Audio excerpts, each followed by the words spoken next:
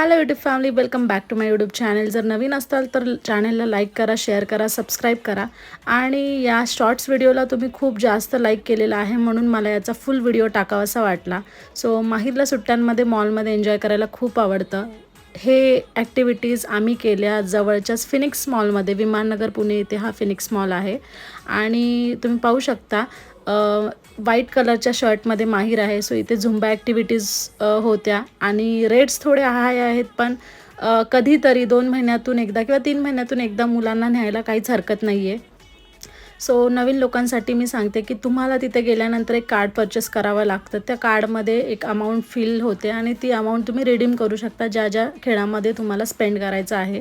So इथे 1 तासाचा timing होता आणि इथे 1 तासामध्ये आतमध्ये खूप साऱ्या ॲक्टिव्हिटीज होत्या.